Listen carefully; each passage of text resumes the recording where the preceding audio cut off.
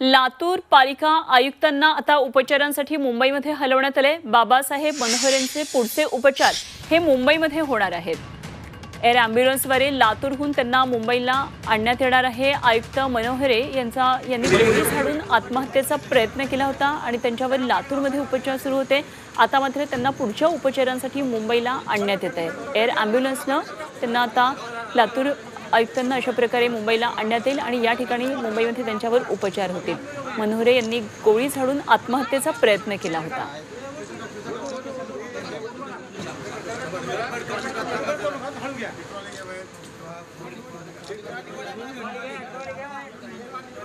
कमजोरी आलेली आहे। त्याचं कारण असं आहे की उजव्या साईडला जी मेंदूमध्ये मार आहे त्याचा परिणाम डाव्या हाताने आणि पायाला कमजोरी ह्या रूपांतर त्याचं आपल्याला दिसून आलं।